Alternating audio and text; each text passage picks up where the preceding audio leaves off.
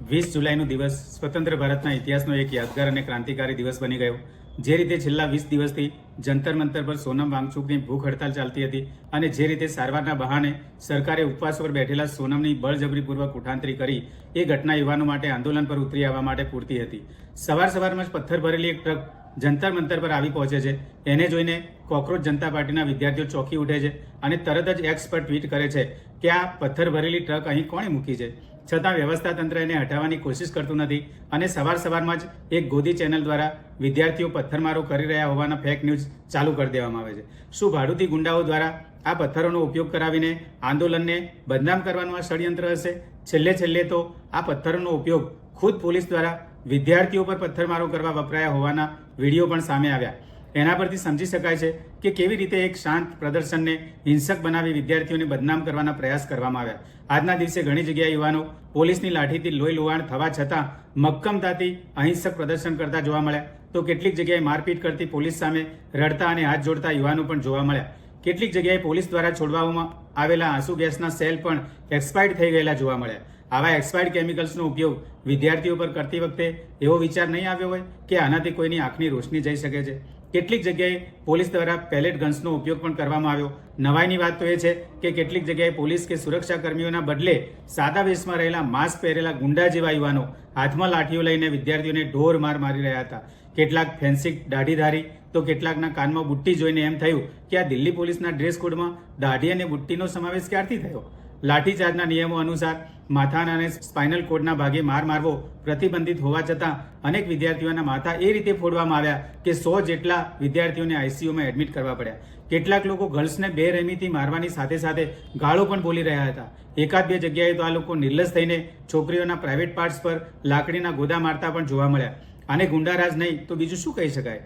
મહિલા સન્માનની વાતો કરતા આપણા મોટા સાહેબ આના માટે એક પણ વાર ખેદ વ્યક્ત કરશે ખરા કે દર વખતની જેમ અહંકારમાં ડૂબેલા રહેશે?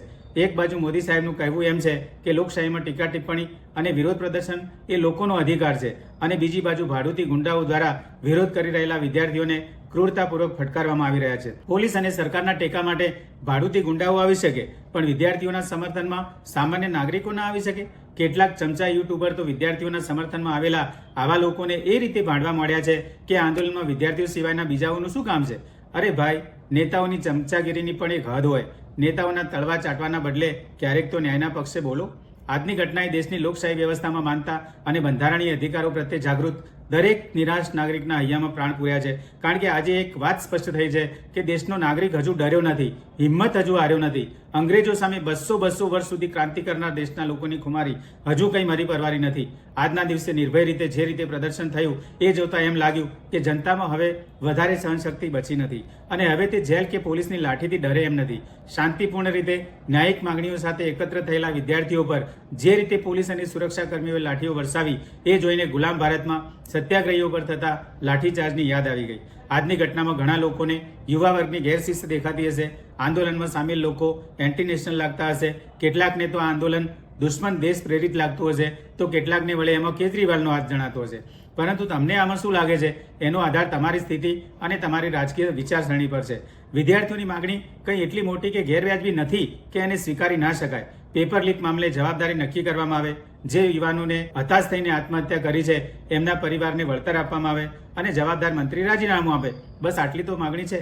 સરકારે ખેડૂત આંદોલન અને નાગરિકતા સંશોધન અધિનિયમ આંદોલન દરમિયાન આંદોલનકારીઓ પર જે રીતે અત્યાચાર કરેલા, જે રીતે પ્રદર્શનકારીઓના માર્ગ પર ખીલા ઉભા કરેલા અને જે રીતે ભાજપ સરકારના એક મંત્રીના પુત્ર દ્વારા 8 ખેડૂતોને ગાડી નીચે કચડી દેવામાં આવેલા, એ પછી સરકારના મગજમાં એક ભ્રમ ઉભો થયો હતો કે ગમે તેવા આંદોલનોને અત્યાચારથી કચડી શકાય છે.